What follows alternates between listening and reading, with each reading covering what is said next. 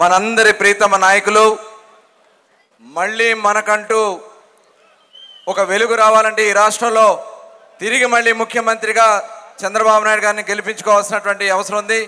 దానికి ముందుగా ఈ కార్యక్రమాన్ని ఇచ్చేసిన అందరూ కూడా ధన్యవాదాలు తెలియజేస్తూ ఇప్పుడు మన ప్రీతమ నాయకులు జాతీయ పార్టీ అధ్యక్షులు నారా చంద్రబాబు నాయుడు గారిని మాట్లాడవలసిందిగా కోరుతా ఉన్నాను.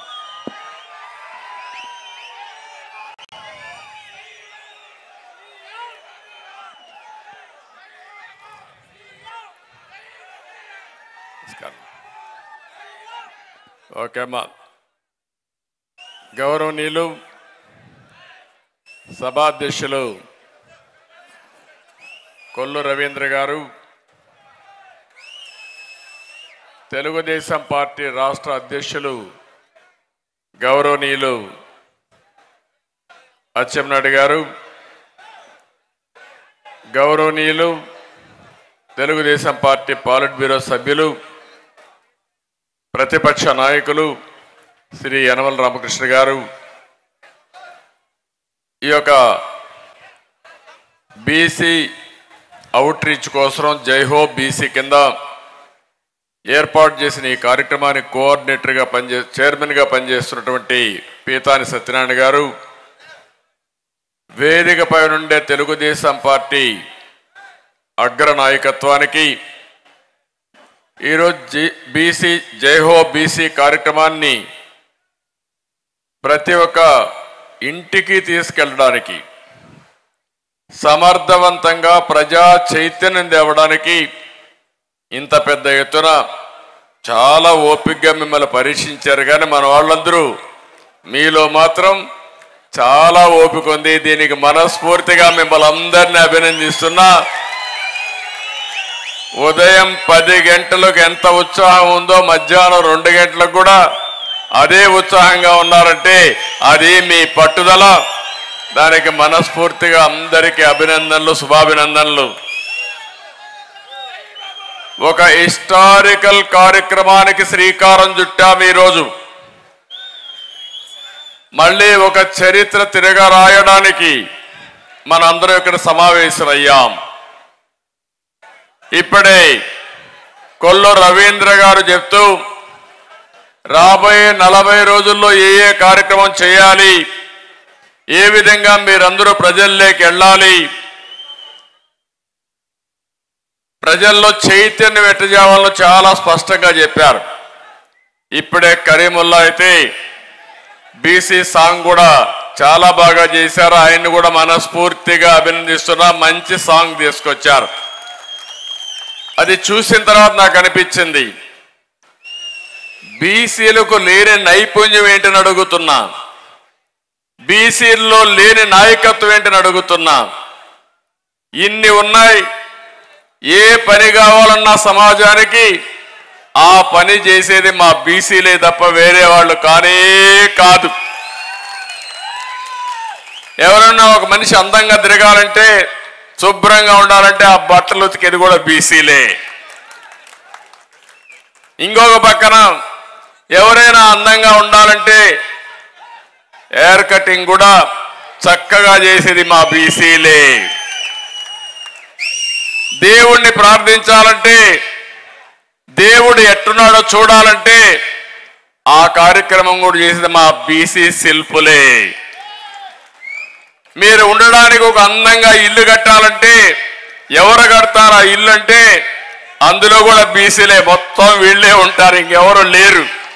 ఒక వడ్రింగ్ కావచ్చు, ఒక కార్పెంటర్ కావచ్చు, లేకపోతే ఒక మేషనరీ కావచ్చు, అందరూ బీసీలే ఉంటారు. అందరూ కూడా అంటే మనం అందరం ఒక విషయం ఆలోచించుకో, ఒక పెళ్లి జరగాలన్నా ఒకప్పుడు ముందుగా గుర్తొచ్చేది నేరుగా స్వర్ణకారుడే గుర్తొస్తాడు. ఫస్ట్ ఆర్డర్ ఇచ్చేది మంగళసూత్రానికి ఆర్డర్ ఇచ్చిన తర్వాతనే పెళ్లి కార్యక్రమాలు ప్రారంభించేవాళ్ళం. అంటే ఇవన్నీ కూడా మీరు గుర్తుపెట్టుకుని ఒకసారి ఆలోచించాల్సింది. జనాభాలో 50% బీసీలు. అనునిత్యం ఏ కార్యక్రమం కావాలన్నా ఆ కార్యక్రమాన్ని జయప్రదం చేసేది బీసీలు. చరిత్రలో మీరు చూస్తే బీసీలంతా కూడా వంశ పారంపర్యంగా చేతి వృత్తులు కుల వృత్తులకు అలవాటు పడ్డారు. కొంతమంది కుల వృత్తులు చేశారు, కొంతమంది చేతి వృత్తులు చేసి చేనేత, కమ్మరి, కుమ్మరి, వడ్రంగి ఏ కులమైనా తీసుకున్నా ప్రతి ఒక్క కులం ఒక కార్యక్రమం చేసుకుంటూ ముందుకు పోయారు. దీనివల్ల మీరు ఒక్కసారి ఆలోచిస్తే పనులన్నీ చేశారు, కానీ మీకు రాజకీయ ప్రాధాన్యత లేదు, ఆర్థిక వెసులుబాటు లేదు. అందుకే మొట్టమొదటిసారిగా ఎన్టీ రామారావు గారు వచ్చిన తర్వాత బీసీలకు న్యాయం చేసిన ఏకైక నాయకుడు, ఏకైక పార్టీ తెలుగుదేశం పార్టీ. అక్కడి నుంచి ప్రారంభమైంది. ఆయన ఒకటే చెప్పారు, మీలో వెన్నుదట్టి లేపారు, బీసీలకు అండగా ఉంటానని భరోసా ఇచ్చారు. మీ కష్టాలు అర్థం చేసుకుని కార్యక్రమాలు చేపట్టిన మహానాయకుడు ఎన్టీ రామారావు గారు. అక్కడి నుంచి మనం ఒకసారి చూస్తే రాజకీయ చైతన్యమే కాదు, రాజకీయాల్లో ప్రాధాన్యత ఇచ్చారు. ఆ రోజు మీరు ఒకసారి మనం ఆలోచించుకున్నప్పుడు, ఇప్పుడు ఇక్కడ చూశారు, వేదిక పైన నాయకులందరినీ చూశారు మీరు. మాజీ మంత్రులు ఉన్నారు, 5 సార్లు మంత్రులైన ఉన్నారు, 4-5 సార్లు ఎమ్మెల్యేలు ఉన్నారు. నేను అడుగుతున్నా, ఇంతమంది వైఎస్ఆర్ కాంగ్రెస్ నాయకులు ఎవరన్నా కనపడస్తారా తమ్ముళ్ళు అని మిమ్మల్ని అడుగుతున్నా. అది తెలుగుదేశం పార్టీ విశిష్టత, అది తెలుగుదేశం పార్టీ బీసీలను పైకి తీసుకొచ్చిన విధానం. ఈరోజు ఏ రాజకీయ పార్టీనో చూడండి, నాయకుడిని పెంచరు,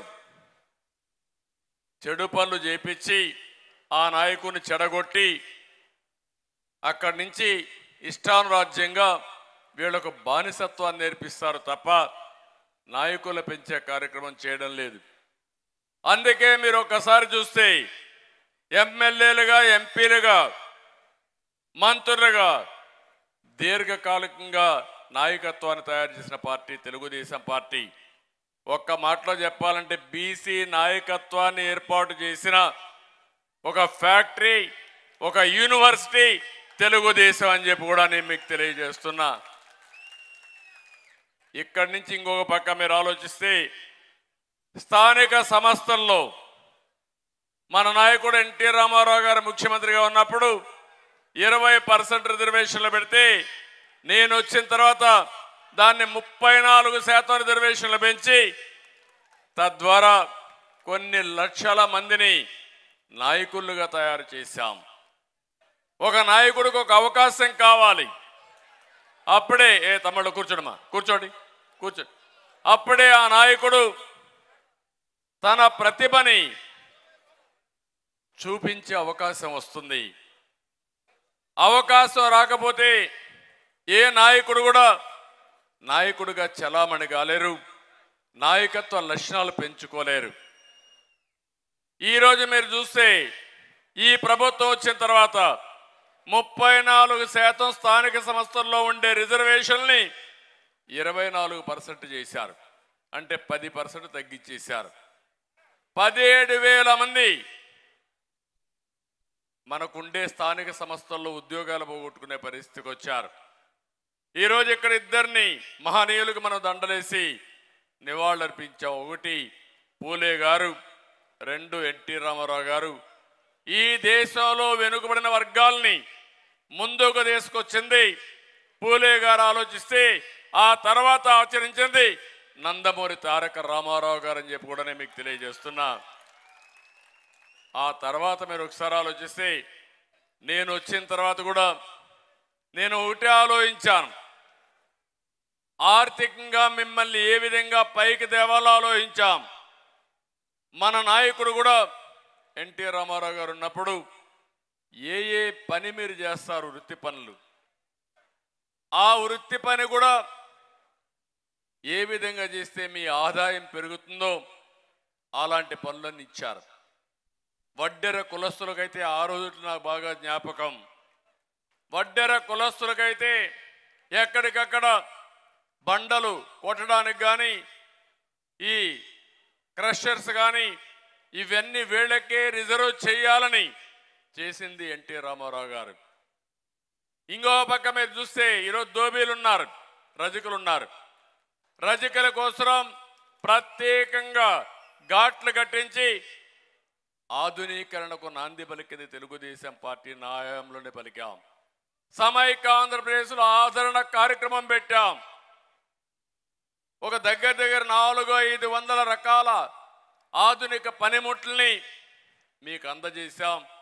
పోయిన 5 సంవత్సరాలు చూస్తే 1000 కోట్ల రూపాయలు ఖర్చు పెట్టి కొన్ని లక్షల మందికి ఆధునిక పనిముట్లు 90% సబ్సిడీతో ఇచ్చాం. 5 లక్షల మందికి 2 లక్షలు కానీ 10 లక్షలు కానీ ఫైనాన్స్ కార్పొరేషన్ ద్వారా సహాయం చేసి సబ్సిడీ ఇచ్చిన పార్టీ తెలుగుదేశం పార్టీ. ఈరోజు నేను అడుగుతున్నా మిమ్మల్ని అందరినీ, 4 సంవత్సరాల్లో 1 రూపాయి మీకు ఇచ్చారా అని మిమ్మల్ని అడుగుతున్నా. ఇంత మునుపు కూడా రాజశేఖరుడు ఉన్నప్పుడు నేను సవాలు విసిరేవాడిని. ఒక 2-3 కార్పొరేషన్లు పెట్టి అక్కడ కుర్చీలు బెంచీలు కూడా లేకుండా నిన్ను కార్పొరేషన్ చైర్మన్ ఇచ్చాం, నువ్వు పోయి పని చేసుకోమంటే ఎక్కడ కూర్చోవాలో తెలియని పరిస్థితి ఆ రోజు. ఈ రోజు కూడా మనం కార్పొరేషన్ మీరు చూస్తే 125 కులాలకి ఆర్థిక సహాయం చేసిన పార్టీ తెలుగుదేశం పార్టీ. ఆ రోజు మీరు ఎక్కడికైనా వెళ్ళండి, ఏదో ఒక విధంగా మనం ఇస్తే కడాన మన గవర్నమెంట్ పోయిన తర్వాత గోడౌన్లో కొన్ని 100 కోట్ల విలువ చేసే పరికరాలని మూలన పెట్టింది ఈ వైఎస్ఆర్ కాంగ్రెస్ పార్టీ అని చెప్పి కూడా నేను మీకు తెలియజేస్తున్నా. అంటే మీకు ఇవ్వడానికి వాళ్ళకి మనసు రాలేదు. గోడౌన్లో ఇవన్నీ కూడా తుప్పి పట్టిపోవడానికి సిద్ధపడ్డారు తప్ప ఈ పేదవాడికి ఇచ్చి ఆర్థికంగా పైకి తేవాలంటే మనసు రాకుండా ఇష్టానుసారంగా చేశారు.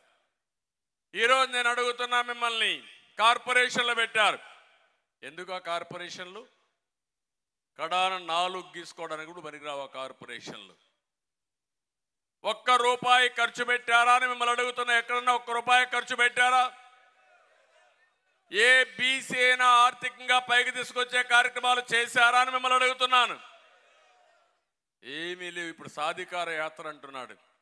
దేనికోసం సాధికార యాత్ర నాకైతే అర్థం కాదు. ఈరోజు మీరు ఒకసారి చూస్తే నేను అడుగుతున్న ఈ ముఖ్యమంత్రిని, తెలుగుదేశం పార్టీ హయాంలో 1000 కోట్ల రూపాయలు ఆదరణ ద్వారా అనేక పనిముట్లు ఇప్పించాం, పూర్తిగా రద్దు చేశారు. దీనికి సమాధానం చెప్పమంటున్నాను. కార్పొరేషన్ ద్వారా దగ్గర సప్లైన్ మొత్తం ఖర్చు పెడితే 3500 కోట్ల రూపాయలు మనం ఖర్చు పెట్టాం. ఈరోజు సప్లైన్ ఇచ్చాం, 37,000 కోట్ల రూపాయలు మనం ఖర్చు పెట్టాం. మీరు ఈరోజు చెప్పింది ఏమని? సంవత్సరానికి 15,000, 5 సంవత్సరాల్లో 75,000, 75,000 కోట్ల రూపాయలు కేటాయిస్తామని చెప్పి 1 రూపాయి ఇచ్చారా నేను అడుగుతున్నా. మాట తప్పను, మడమ తిప్పనని చెప్పే ముఖ్యమంత్రి ఎక్కడ చేశాడో సమాధానం చెప్పమంటున్నా. పెళ్లి కారుకు మనం 35,000 ఇచ్చాం, మేము 50,000 ఇస్తామన్నారు. ఇచ్చారా నేను అడుగుతున్నా. అది కూడా ఇవ్వకుండా వదిలేశారు. బెస్ట్ అవైలబుల్ స్కూల్ 99లో ప్రారంభిస్తే దానికి కూడా డబ్బులు ఇవ్వకుండా రద్దు చేశారు. స్కిల్ డెవలప్మెంట్ సెంటర్లు రద్దు చేశారు. స్టడీ సర్కిల్ రద్దు చేశారు. బీసీ భవనాలు, కనీసం కట్టిన భవనాల్ని పూర్తి చేయని ముఖ్యమంత్రి 3 రాజధానులు కడతాడంట. అయిపోయింది ఆ పని కూడా. సుప్రీంకోర్టులో స్పష్టంగా ఏప్రిల్ తర్వాత పోస్ట్ చేశారు కాబట్టి 3 రాజధానుల ముచ్చట అయిపోయింది. మళ్ళీ ఒకే రాజధాని, అదే అమరావతి, అదే పూర్తి చేస్తాం తెలుగుదేశం పార్టీ. ఇంకో పక్కన ఎన్ఎఫ్డిబి ఫిషరీస్ డెవలప్మెంట్ బోర్డు ద్వారా వచ్చే రుణాలు తీసుకోవడం, సబ్సిడీలు తీసుకోవడం మానేశాడు. ప్రధానమంత్రి మత్స్య సంపద యోజన ద్వారా వచ్చే డబ్బుల్ని తీసుకోవడం రద్దు చేశాడు. చంద్రన్న బీమా రద్దు చేశాడు. మత్స్యకారుల పాలిట శాపంగా 217 జీవోని మేము రద్దు చేస్తే దాన్ని మళ్ళా వీళ్ళు వచ్చి మనం తీసుకొస్తే దాన్ని రద్దు చేసి ఈరోజు మొత్తం వాళ్ళు ఇష్టం వచ్చిన వాళ్ళకి ఈ సొసైటీస్ అన్ని అన్యాక్రాంతం చేసే పరిస్థితికి వచ్చాడు. చేప పిల్లల పెంపకం మనం చేపడితే అవి కూడా వదిలేశాడు. బోట్ల ఆధునీకరణ వదిలిపెట్టాడు. రజకులకు వాషింగ్ మెషిన్లు ఇస్తే అవి కూడా తీసేశాడు. ఇంకో పక్కన మహిళలకు పారిశ్రామిక రాయితీలు ఇస్తే అవి తీసేశాడు. థ్రిఫ్ట్ ఫండ్ పోయింది చేనేత కార్మికులకి, నేత కార్మికులకి ట్రైనింగ్ ప్రోగ్రాం పోయింది, చేనేత కార్మికులకు పావలా వడ్డీ రుణాలు పోయినాయి, నూలు కొనుగోలు సబ్సిడీస్ అది కూడా పోయింది. నేషనల్ హ్యాండ్లూమ్స్ డెవలప్మెంట్ ప్రోగ్రాం ద్వారా కేంద్రం ఇచ్చే సబ్సిడీలు పూర్తిగా రద్దు చేశాడు. కొత్తగా మగ్గాలు ఇచ్చేదాన్ని కూడా రద్దు చేశాడు. మల్బరీ తోటలు కూడా ప్రోత్సాహం ఇవ్వకుండా రద్దు చేసే పరిస్థితి వచ్చారు. వీవర్స్ క్రెడిట్ కార్డు స్కీమ్ రద్దు చేశాడు. ఆప్కో ద్వారా చేనేతలకు వస్త్రాలు కొనుగోలు కూడా రద్దు చేసే పరిస్థితికి వచ్చాడు. గీత కార్మికుల సొసైటీలకు ఆర్థిక సహాయం రద్దు చేశారు. ఈత తాటి చెట్ల పెంపకానికి ప్రోత్సాహం రద్దు చేశారు. గొర్రెలు మేకల పెంపకానికి ప్రోత్సాహం రద్దు చేశారు. National backward classes finance development corporation ద్వారా వచ్చే రుణాలు ఒక్క పైసా తీసుకురాలేదు. కొన్ని వందల కమ్యూనిటీ హాల్స్ మనం ప్రారంభిస్తే ఎక్కడ చూసినా అవన్నీ కూడా పాడుపడిపోయి ఉండే పరిస్థితి వస్తూ ఉంది. నేను అడుగుతున్నా ఈ ముఖ్యమంత్రిని, మీరు ఆ రోజు 15,000 సంవత్సరానికి ఇస్తానని మీరే చెప్పారు. ఇవ్వకుండా మళ్ళీ బీసీ సాధికార యాత్రని ఊర్లు తిరిగే హక్కు నీకు ఎవడిచ్చాడని అడుగుతున్నా. ఈ 5 సంవత్సరాలకు 75,000 కోట్ల రూపాయలు మా బీసీలకు అప్పు ఉన్నారు, మీరు రుణపడున్నావు.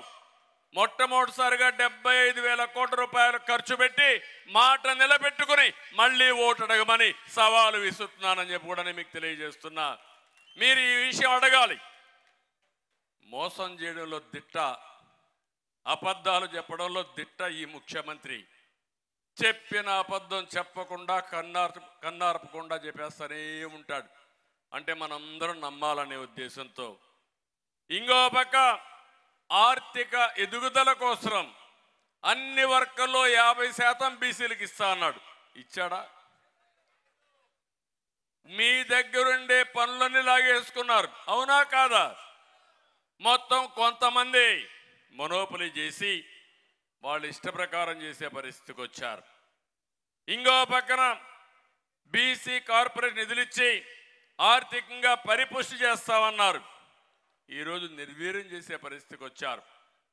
చేపల వేట నిషేధ సమయంలో 10,000 రూపాయలు, వేట సమయంలో మరణించిన వారికి 10 లక్షల బీమా ఇస్తా అన్నాడు.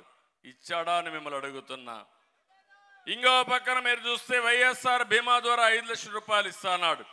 అది కూడా ఇవ్వాలా?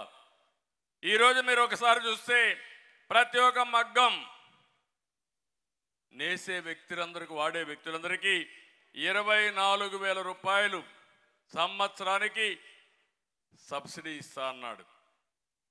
4 లక్షల మంది దగ్గర చేనేత కార్మికులు ఉన్నారు. వాళ్ళలో మీరు ఇచ్చిందంత 80,000 మందికి. అంటే 4 లక్షల మంది ఉంటే 80,000 మందికి ఇచ్చి నా చేనేత కార్మికులకు మొత్తం ఇచ్చేశారని ఉపన్యాసాల మీద ఉపన్యాసాలు ఇస్తున్నాడు. ఈయనిచ్చేది 10% అరాకొర. అది కూడా వాళ్ళ పేపర్లో అడ్వర్టైజ్మెంట్ ఇచ్చుకోవడానికి ఈ కార్యక్రమం చేస్తూ ఉంటాడు. మీరు ఎప్పుడన్నా చూడండి, ఈ రాష్ట్రంలో కార్యక్రమాల ద్వారా బెనిఫిట్ అయ్యింది ఒక్క జగన్మోహన్ రెడ్డి కంపెనీనే. ఆ పేపర్ కంపెనీ సాక్షి టీవీ ఇవి బాగుపడ్డాయి తప్ప ఎవ్వరూ బాగుపడే పరిస్థితి లేదు. నేను అడుగుతున్నా ఇక్కడుండే మిమ్మల్ని అందరినీ, మీరు కానీ సమాజంలో ఎవరైనా సరే ఈ ప్రభుత్వం వల్ల బాగుపడిన దాఖలాలు ఉన్నాయా అని మిమ్మల్ని అడుగుతున్నా. వెనుకబడిన వర్గాల్లోనే పేదవాళ్ళు ఎక్కువగా ఉన్నారు. ఆ పేదవాళ్ళు ఆర్థికంగా చితికిపోయే పరిస్థితికి వచ్చారు. ఈరోజు ఒక్కసారి చూస్తే నిత్యావసర వస్తువుల ధరలు ఆకాశాన్ని అంటుతున్నాయి. పెట్రోల్ డీజిల్ ధరలు దేశంలో నెంబర్ 1గా తయారైనాయి. కరెంటు ఛార్జీలు పెంచుతూనే ఉన్నాడు. బుద్ధి కూడా లేకుండా, జ్ఞానం కూడా లేకుండా, ఎట్టగడతారని కూడా ఆలోచించకుండా పెంచుతూనే ఉన్నాడు. పన్నులు విపరీతంగా పెంచేశాడు. కడాన చెత్త మీద కూడా పన్నేసిన చెత్త ముఖ్యమంత్రి చరిత్రలో ఎవరున్నా ఉన్నారంటే ఇతనే. ఇంకో పక్కన చూస్తా ఉంటే ఇలాంటి తప్పుడు పనులు చేసి అప్పుడప్పుడు అరాకొర అంటే 100 రూపాయలు దోచుకుని 10 రూపాయలు చేతిలో పెట్టి నేను గొప్ప దహనకర్ణుడని చెప్పి సంకలకి వేసుకుంటూ తిరుగుతున్నాడు. అది కాదు పరిపాలన. పరిపాలన అంటే సమర్థవంతంగా ప్రజలకు మేలు జరగాలి, మీ జీవన ప్రమాణాలు పెరగాలి, మీ ఖర్చులు తగ్గాలి, ఆదాయం పెరగాలి. అదే సంపద సృష్టించడం. సంపద అంటే రాష్ట్రమే కాదు, ప్రతి ఒక్కరి ఆదాయం పెరిగితే, మీ జీవన ప్రమాణాలు పెరిగితే అదే నిజమైన అభివృద్ధి. ఆ మాత్రం కూడా తెలియకుండా నేను బటన్ నొక్కుతున్నా అంటున్నాడు. కానీ బటన్ బొక్కుడు విషయం ఎవరికి చెప్పాలని అడుగుతున్నా. సాయంత్రం అయితే నీకెంత ఆదాయం వచ్చిందని ఆలోచిస్తున్నారు మీరు. ప్రజలకు ఏం మేలు జరిగిందని ఎప్పుడు ఆలోచించిన దాఖలాలు లేవు. మీరొక్కసారి కుటుంబాల్లో మీరు ఆలోచించండి. ప్రతి ఒక్క కుటుంబాన్ని ఒక రైతు, ఒక బీసీ, ఒక కార్మికుడు, ఒక నిరుద్యోగి ఈ ప్రభుత్వం వల్ల లాభం వచ్చిందా నేను అడుగుతున్నా. మంచి సమయం. ఈరోజు ప్రపంచం అంతా టెక్నాలజీగా ఇవన్నీ వచ్చి ముందుకు పోయే సమయంలో ఇక్కడ మన రాష్ట్రంలో చూస్తా ఉంటే అధోగతిలో ముందుకు పోతున్నాం. ఇప్పుడే ఒక ఇది పెట్టారు, రాష్ట్ర సంపదన ఎంతైతే వస్తుందో అంటే మనకు జిఎస్డిపి అంటాం, అంత అప్పు చేసేశాడు. 13 లక్షల కోట్ల రూపాయల అప్పు. కొంతమంది అప్పర్ క్యాస్ట్లు కావాలంటే వేరే రాష్ట్రానికి వెళ్ళిపోతారు, వేరే దేశాలకు వెళ్ళిపోతారు. ఇక్కడ ఉండేది బడుగు బలహీన వర్గాలే ఇక్కడ ఉంటారు. మీ రక్తాన్ని తాగుతారు రేపటి నుంచి పన్నుల రూపేణా. జగన్మోహన్ రెడ్డి అప్పు తీరుస్తాడా? మీ పేరుతో అప్పు తెచ్చారు, రాష్ట్రం పేరుతో అప్పు తెచ్చారు. ఈ అప్పు తిరిగి కట్టాల్సింది మనమే కట్టాలి. ఈ విషయం మీరంతా గుర్తుపెట్టుకోవాల్సిన అవసరం ఉంది. దీంట్లో 13 లక్షల కోట్లలో సగం అంటే 6.5 లక్షల కోట్లు వెనుకబడిన వర్గాలే కట్టాలి తమ్ముళ్ళు. 50% జనాభా కాబట్టి మీకు న్యాయం చేయాల. 50% అప్పు మేము ఎత్తినేశాడు. అదే 6.5 లక్షల కోట్లు అని చెప్పి కూడా నేను మీకు తెలియజేస్తున్నా. ఎవరైనా మాట్లాడితే ఇంకా వాళ్ళ మీద కేసులు. ఇక్కడ ఉన్నారు, అచ్చెన్నాయుడుతో బోణి చేశారు. ఆ రోజు ఫస్ట్ ఆయన్ని అరెస్ట్ చేసేశారు. అక్కడి నుంచి అందరినీ గుండె వాళ్ళందరినీ ఎవరన్నా ఉన్నారంటే అందరి మీద కేసులు. అంటే హోదాను బట్టి కేసులు పెంచారు. కడాన కాళాస్తిలో మున్రాజమ్మ పాపం ఒక కొట్టు పెట్టుకునుంది. లోకేష్ వస్తే అక్కడ పోతా ఉంటే ఆ కొట్లో స్వాగతం పలికింది. ఆవిడ చేసిన పాపం. పడ్డాడు బియ్యపు రెడ్డి. నెక్స్ట్ డే ఆవిడ షాప్ మీద. ఆ అమ్మాయి నిలబడింది, నా ప్రాణం పోయినా సరే నేను రాజీ పడను, గట్టిగా పోరాడతాను, ఒక ఆడబిడ్డ అయినా సరే గట్టిగా ఉంది. ఆ మునిరాజమ్మ గారు ఒక రజక కులానికి సంబంధించిన మహిళ. ఆ మహిళ నీతి నిజాయితీకి నేను మనస్ఫూర్తిగా అభినందన తెలియజేస్తున్నా. అది నీతి మాలిన వ్యక్తులు మీరు. నేను అడుగుతున్నా, నిన్నే 38 మందిని ఎమ్మెల్యేలు మార్చాడంట. మార్చాడు, చూసారా తమ్ముళ్ళు ఎట్ట మార్చాడో? ట్రాన్స్ఫర్లు చేశాడు. ఈ ఎమ్మెల్యే ఇక్కడి నుంచి ఈ ఊరు నుంచి ఇంకొక ఊరికి ట్రాన్స్ఫర్, ఒక జిల్లా నుంచి ఇంకొక జిల్లాకు ట్రాన్స్ఫర్ అని. అంటే మన ఇంట్లో చెత్త ఇక్కడ ఉండకూడదు కానీ పక్కన ఇంట్లో వేసేయాల. ఇది ఎక్కడ న్యాయమో నాకైతే అర్థం కావడంలా. మంత్రుల్ని ట్రాన్స్ఫర్ చేసేశాడు. ఈరోజు 38 మందిలో 25 మంది ఎవరున్నారంటే బీసీలు, ఎస్సీలు, ఎస్టీలు, మైనారిటీస్. బియ్యపు రెడ్డి మార్చలేదే కాళాస్తిలో. నీ పెద్దిరెడ్డి మార్చవే. నీ ద్వారం పొడిని మార్చవే. వాళ్ళు మాత్రం మార్చే ధైర్యం నీకు లేదు అంటే వీళ్ళు చులకన కాబట్టి కడాన బట్టలు ఇప్పిన తను కూడా పాపం ఎక్కడ పోయాడో మనకైతే అర్థం కాల. మళ్ళా సమర్థించుకునే పరిస్థితికి వచ్చారు. అంటే నేను ఎందుకంటున్నానంటే ఒక నాయకుడిని తయారు చేయడం చాలా కష్టం. ఆ నాయకుడిని దీర్ఘకాలికంలో సమాజానికి ఉపయోగపడడానికి తయారు చేయడం అనేది రాజకీయ పార్టీల బాధ్యత. నేను గర్వపడుతున్నా ఈ కొండే రామకృష్ణ గారు 42 ఏళ్ల నుంచి తెలుగుదేశం పార్టీలో పాలిట్ బ్యూరోలో ఉన్నారంటే అది తెలుగుదేశం పార్టీ ఇచ్చిన గౌరవం. ఇక్కడుండి అచ్చెన్నాయుడు గారి అన్న ఎర్రమనాయుడు గారు కేంద్రంలో మంత్రి పదవి ఇస్తే ఒకే కేబినెట్ మినిస్టర్ కింద ఎర్రమనాయుడు గారికి ఇచ్చామంటే అది తెలుగుదేశం పార్టీ చూపించిన చొరవ. వేదిక పైన ఉండే ప్రతి ఒక్కరిని ఆలోచించండి. వారి యొక్క అనుభవాన్ని గుర్తు చేసుకుని ఎక్కడికక్కడ ఒక కృష్ణప్ప కావచ్చు, ఒక ప్రభాకర్ కావచ్చు, లేకపోతే రవీంద్ర కావచ్చు, పీతాని కానీ, కాలువ కానీ, పార్సార్థి కానీ, సత్యనారాయణమూర్తి అందరిని మీరు చూడండి. ఎవరినైనా సరే మనం ఇవన్నీ చేస్తామంటే ఇప్పుడు వీళ్ళందరిపైన అచ్చెన్న పైనకే అరెస్టు, కొల్లు రవీంద్ర ఎవడో చంపితే కొల్లు రవీంద్ర జైలుకు. ఏంటి అరాచకం?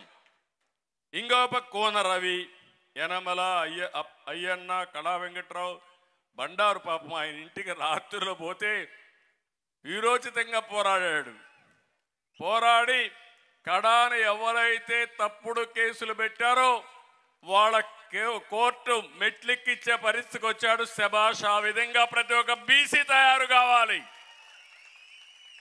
అప్పుడే వీళ్ళు భయపడే పరిస్థితి వస్తుంది. అంటే ఈరోజు మనం చూస్తే కొన్ని వేల కేసులు పెట్టారు బీసీల మీద. 300 మందిని పొట్టన పెట్టుకున్నారు. 74 మందిని అతి దారుణంగా తెలుగుదేశం వాళ్ళని కూడా చంపేశారు. ఒక్క పల్నాడులో 16 మందిని చంపారు. కడాన పల్నాడులో చంద్రయ్య ఒకటే అడిగారు, పట్టుకొని చంపే మునుపు నువ్వు ఒక్కసారి జగన్ జిందాబాద్ అను, నిన్ను వదిలేస్తావంటే నా ప్రాణం పోయినా సరే అన్నని. అప్పుడు కూడా చంద్రబాబు జిందాబాద్ అన్నాడు. అప్పుడే చంపేశారు. అందుకే నేను వెళ్ళినప్పుడు నా కుటుంబ సభ్యుడిని కోల్పోయాను, బాధపడ్డా, ఏమీ చేయలేకపోయా. కానీ పాడి మోసా, నా రుణం తీర్చుకోవడానికి ప్రయత్నం చేశా. ఒక నందం అతని క్యాస్ట్ కూడా మీరు చూస్తే ఒక యాదవ కులస్తుడు చంద్రయ్య. ఇంకో పక్కన మీరు చూస్తే నందం సుబ్బయ్య ప్రొద్దుటూరులో ఒక చేనేత కార్మికుడు, ఒక లాయరు. అన్యాయం పైన ప్రశ్నించాడు, అవినీతి పైన ప్రశ్నించాడు. ఎవరా వ్యక్తి? ఇప్పుడు ఎమ్మెల్యే. మార్చలేదే? నీ ప్రొద్దుటూరు ఎమ్మెల్యేని మార్చలేదే? ఎందుకు మార్చలేదు? మార్చలేవు. కడమోళ్ళు అయితే మారుస్తావు నువ్వు. అంటే దీన్ని బట్టే మనం అర్థం చేసుకోవాలి. సామాజిక న్యాయం అనేది రెడ్లు కూడా ఎవరూ బాగుపడలేదు. ఆ విషయం కూడా మీరు గుర్తుపెట్టుకోవాలి. 4 రెడ్లే బాగుపడ్డారు. ఆ 4 రెడ్లలో number 1 Peddireddy, number 2 Vijayasai Reddy, number 3 Sajjal Reddy, number 4 Subbareddy. 4 బాగుపడితే రాష్ట్రం అంతా రెడ్లంతా బాగుపడిపోయారని మిమ్మల్ని అడుగుతున్నా. ఈరోజు రెడ్డిస్ అంతా కూడా నష్టపోయారు. రైతు అనే రెడ్డి తిరిగి అన్ని కులాల్లో రైతులు ఉంటారు, అందరూ పోయారు. కాంట్రాక్టర్లు ఉంటారు, వాళ్ళు పోయారు. ఇండస్ట్రీ ఉంటారు, వాళ్ళు పోయారు. ఒకటిగా వ్యాపారస్తులు పోయారు. అంటే ఈ యొక్క తిక్క సమాచారంతో మొత్తం నష్టపోయే పరిస్థితికి వచ్చారు. చాలా బాధాకరం అని చెప్పి కూడా నేను మీకు తెలియజేస్తున్నా. ఈరోజు నేను ఎందుకు బీసీ రక్షణ చట్టాన్ని సూపర్ 6లో పెట్టామంటే రేపు రాబోయే రోజుల్లో నా బీసీ జోలికి ఎవడైనా వస్తే ఆ రోజే అతన్ని ఫినిష్ చేసే పరిస్థితి రావాలి. ఒక నమ్మకాన్ని మీకు ఇవ్వాల్సిన అవసరం ఉంది. ఒక రక్షణ కవచాన్ని మీకు ఇవ్వాల్సిన అవసరం ఉంది. అందుకే ఈరోజు బీసీ రక్షణ చట్టాన్ని తీసుకొచ్చాం. ఈరోజు నేను ఒక విషయం మిమ్మల్ని విజ్ఞప్తి చేస్తున్నా. 54 సాధికార కమిటీలు వేశాం. 129, 130 కులాలు ఉన్నాయి. వాళ్ళ ఆర్థిక పరిస్థితులు అధ్యయనం చేయండి. 42 ఏళ్లుగా తెలుగుదేశం పార్టీ జెండా మోశారు. తెలుగుదేశం పార్టీకి వెన్నెముక ఈ వెనుకబడిన వర్గాలని చెప్పి మీ అందరికీ తెలియజేస్తున్నా. ఇంతవరకు మనం చాలా కార్యక్రమాలు చేశాం. కానీ ఈరోజు ఒకటే హామీ ఇస్తున్నా. 42 ఏళ్ళు మీరు చేసిన పనులకి ఇప్పుడు చేసిందే కాకుండా మళ్ళీ మీ రుణం రాబోయే 5 సంవత్సరాల్లో తెలుగుదేశం పార్టీ తీర్చుకుంటుంది. దానికి కార్యాచరణ ప్రణాళిక తయారు చేద్దాం. చదువు విషయంలో మీరు చూడండి, విదేశ విద్య కానీ, బెస్ట్ అవైలబుల్ స్కూల్స్ కానీ, స్కిల్ డెవలప్మెంట్ కానీ, రెసిడెన్షియల్ స్కూల్స్ కానీ, ఇవన్నీ మనం పెడితే అవన్నీ తీసేసే పరిస్థితికి వచ్చారు. స్టడీ సెంటర్ కూడా తీసేసే పరిస్థితికి వచ్చారు. ఇలాంటి చాలా దుర్మార్గంగా ప్రయత్నం చేసే పరిస్థితికి వచ్చారు. అంటే మనం ఒక్క విషయం గుర్తుపెట్టుకోవాలి. ఏ కులం కానీ, ఏ మతం కానీ, ఏ ప్రాంతం కానీ బాగుపడాలంటే వాళ్ళు రాజకీయంగా మొట్టమొదటిసారిగా పైకి వస్తే తద్వారా చైతన్యం పెరుగుతుంది, లాబియింగ్ ఉంటుంది, వాళ్ళ పనులు వాళ్లే చేస్తామని ఒక నమ్మకం వస్తుంది. ఆ తర్వాత ఆర్థికంగా ఎదుగుదల రావాలి, డబ్బులు సంపాదించాలి. అది సంపాదించాలంటే పిల్లల్లో బాగా చదివిస్తే తద్వారా వీళ్ళు కష్టపడినా పిల్లలు బాగుపడతారు, వాళ్ళ జీవితాలు బాగుపడే అవకాశం ఉంటుంది. ఆర్థికంగా ఎదుగుదల వస్తే ఆటోమేటిక్గా సమాజంలో మీకు కల్చరల్గా పైకి వస్తారు. ఒక 10 మంది కానీ బాగా డబ్బులు సంపాదించే మార్గం తెలిస్తే ఆ 10 మందిని చూసి ఇంకొక 1000 మంది ఇన్స్పైర్ అవుతారు. ఒకరిని చూసి ఒకరు నేర్చుకుంటారు. ఎక్కడికక్కడ చర్చ జరుగుతుంది. అందరూ కూడా పైకి పోయే పరిస్థితి, ముందుకు వచ్చే పరిస్థితికి వస్తుంది. ఇలాంటి చేయడం కోసమే ఆ రోజు మనం చేశాం. అంచెలంచెలుగా బీసీలకి పెద్దపేట వేసిన పార్టీ తెలుగుదేశం పార్టీ. అంచెలంచెలుగా బీసీలని వేధించిన పార్టీ వైఎస్ఆర్ కాంగ్రెస్ పార్టీ.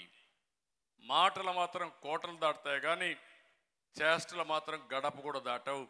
అది వైఎస్ఆర్ కాంగ్రెస్ పార్టీ నీతి అని చెప్పి కూడా నేను మీకు తెలియజేస్తున్నా. ఈ 40 రోజుల్లో ప్రతి ఒక్క మండలానికి మీరు వెళుతున్నారు.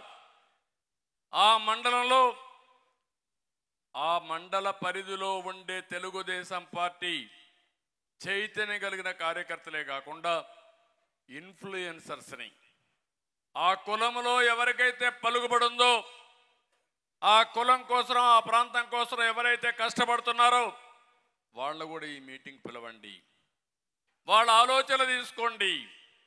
నా ఆలోచన ఒకటి, రాబోయే 20-30 సంవత్సరాల్లో ప్రపంచంలోనే తెలుగు జాతి నెంబర్ 1గా ఉండాలనేది నా ఆకాంక్ష, నా కోరిక, నా విజన్.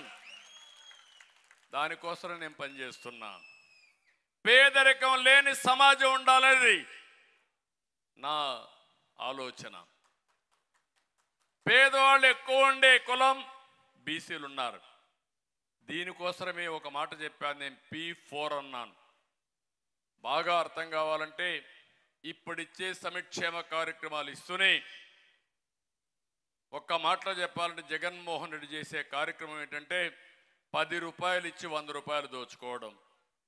నేను ఇచ్చిన కార్యక్రమం 10 రూపాయలు ఇచ్చి ఇంకా అవసరమైతే 15 రూపాయలు ఇచ్చి 100 రూపాయలు సంపాదించే మార్గం మీకు చూపిస్తా. 100 రూపాయలు సంపాదిస్తే అక్కడి నుంచి 1000 రూపాయలు సంపాదించడం పెద్ద కష్టం కాదు. తెలివి కొంతమంది సొత్తే కాదు, ఆ విషయం మీరు గుర్తుపెట్టుకోవాలి. మొట్టమొదటిసారిగా అనిపిస్తుంది 10 రూపాయలు సంపాదిస్తే 10 రూపాయలు 100 రూపాయలు సంపాదిస్తుంది. ఒకప్పుడు శారీరకంగా కష్టపడేవాళ్ళం, ఇప్పుడు శారీరకంగా అవసరంలా అందరికీ సెల్ ఫోన్లు వచ్చేసాయి. మిమ్మల్ని చూస్తున్న అప్పటి నుంచి నాతో నా మాటలు వింటూనే ఉన్నారు. కొంతమంది అవసరమైతే ఇక్కడి నుంచి లైవ్ పెడుతున్నారు. మీ ఇంటికో లేకుంటే మీ ఆడవాళ్ళకో లేకుంటే మీ పిల్లలకో వినిపిస్తున్నారు. కొంతమంది అయితే మీ ఇంట్లో ఏం జరిగేదో మళ్ళా మీరు మానిటర్ చేసుకుంటున్నారు. అంటే వర్చువల్ వరల్డ్గా తయారైంది ప్రపంచం అంతా. పనులన్నీ రియల్ టైంలో సమీక్ష చేసుకునే పరిస్థితికి వచ్చేసాం. అందుకే నేను ఆలోచించేది, ఈరోజు నేను చేసిన పని మీరు ఒక్కసారి ఆలోచిస్తే 25 సంవత్సరాల కంటే ముందేసిన ఫౌండేషన్ ఈరోజు హైదరాబాద్ ఒక నమూనా. హైయెస్ట్ పర్ క్యాపిటల్ ఇన్కమ్ దేశంలోనే. ఐటీ మీ ఊర్లో చదివిన పిల్లలు చాలామంది ఉంటారు, మీ కుటుంబాల్లో ఉంటారు. అతనికి మీ ఊర్లో ఉండే వాళ్ళకి వ్యత్యాసం చూడండి. ప్రపంచంలోనే ఎక్కువ ఆదాయం సంపాదించే వాళ్ళు ఎవరంటే తెలుగు జాతి. దానికి కారణం తెలుగుదేశం పార్టీ ఆ రోజు చేసిన ఫౌండేషన్. ఇప్పుడు నా ఆలోచన ఒకటే, అది కొంతమందిని చేయగలిగాం. ప్రతి ఒక్క వ్యక్తిని పేదరికం నుంచి ఎందుకు పైకి తేకూడదు, అది చేయడం కోసమే P4 ఫార్ములా. P3 అనేది పబ్లిక్ ప్రైవేట్ పార్ట్నర్షిప్ అనేది సంపద సృష్టించడానికి పనిచేసింది. పబ్లిక్ ప్రైవేట్ పీపుల్స్ పార్టిసిపేషన్ అనేది ప్రతి ఒక్క వ్యక్తిని సంపద సృష్టించడానికి ప్రజలే ఆస్తిగానే పరిగణిస్తున్నా. ఇంట్లో 5 మంది ఉన్నారు, వాళ్ళకు భూములు లేవు. ఈ 5 మంది ఆస్తిగా పరిగణించి ఆదాయాన్ని ఎట్టు పెంచాలని ఆలోచిస్తున్నా. అది సాధ్యమని నిరూపిస్తాం. అందుకనే నేను మిమ్మల్ని అందరూ ఒకటే కోరుతున్నా, నా ప్రాధాన్యత పేదరిక నిర్మూలనలో కూడా మొట్టమొదటి ప్రాధాన్యత, మొట్టమొదటిగా ఈ వెనుకబడిన వర్గాలను పైకి తేవడమే నా లక్ష్యం అని చెప్పి కూడా నేను మీకు తెలియజేస్తున్నా. ఎప్పుడు కూడా ఒక మంచి కార్యక్రమం చేయాలనుకుంటే రాజకీయాల్లో అవకాశం ఇవ్వాలి. రాజకీయాల్లో అవకాశం ఇచ్చింది తెలుగుదేశం పార్టీకి. ఈరోజు నాకు గుర్తింపు వచ్చిందంటే ఆ గుర్తింపుకు కారణం నా వెనుకబడిన వర్గాలు తప్ప ఇంకొకరు కాదని మరొకసారి మీకు తెలియజేస్తున్నా. అందరూ కూడా సహకరించవచ్చు. దాంట్లో మొట్టమొదటి నుంచి తెలుగుదేశం పార్టీకి పూర్తిగా నమ్మింది, బలపరిచింది, కష్టాలు నిలబడింది. సంపద ఉన్నా కాదు, నా ప్రాణం పోయినా పర్వాలేదు, నేను ఒక స్ఫూర్తిని ఇవ్వాలని స్ఫూర్తినిచ్చినటువంటి బీసీల్ని నా జీవితంలో మర్చిపోలేనని చెప్పి మళ్ళీ ఒకసారి విజ్ఞప్తి చేస్తున్నా. అయితే నా సంకల్పం మంచి సంకల్పం ఉండొచ్చు, చేయాలని ఆలోచన ఉండొచ్చు, కానీ ఆ ఆలోచన అమలు చేయాల్సింది చివరి వరకు తీసుకుపోయే బాధ్యత ఇక్కడే మీ అందరికీ ఉంది. జనాభా దామాషా ప్రకారం అధికారంలో కూడా ప్రతి ఒక్కరికి భాగస్వాములు కావాలి. అంటే రేపు రాబోయే రోజుల్లో మీరందరూ కానీ బీసీల్లో ఒకటిగా చేయగలిగితే ఎక్కడ చూసినా 150 మంది ఏ పొజిషన్లో అయినా బీసీలే ఉండేట్టుగా చేసే బాధ్యత నాది. అది చెయ్యాలంటే కన్సాలిడేషన్ రావాలి. ఏదో నేను థియరీ చెప్పేసి మీరంతా రేపటి నుంచి ఇంట్లో పోయి పడుకొని రేపు మన ఎమ్మెల్యేలు గెలవకపోతే గవర్నమెంట్ రాకపోతే మళ్ళా మనం రోడ్డు మీద ఉండాల్సి వస్తుంది. ఆ చైతన్యం మీకు 100 రోజులు కౌంట్ డౌన్ ప్రారంభమైంది. జగన్మోహన్ రెడ్డి పని అయిపోయింది, సినిమా అయిపోయింది, ఇంకేం ఉండదు. గెలిచే అవకాశం కూడా లేదు. లెక్క పెట్టుకోవాలి ఎన్ని సీట్లు వస్తాయని. కానీ ఈరోజు మన మీద బాధ్యత ఉంది. ఈ రాష్ట్ర పునర్నిర్మాణం జరగాలి, పూర్వ వైభవాన్ని తేవాలి. మళ్ళీ ఇన్ని సంవత్సరాలుగా ఈ పార్టీకి అండగా ఉన్న వ్యక్తులకి, బీసీలకి న్యాయం చేసే బాధ్యత తీసుకునే బాధ్యత మనందరిపైన ఉంది. ఈ చైతన్యం మీరు తీసుకురండి, మళ్ళా మనం మాట్లాడుకుందాం. ఫుల్ ప్లేటెడ్ ఎలక్షన్ మేనిఫెస్టో పెడదాం.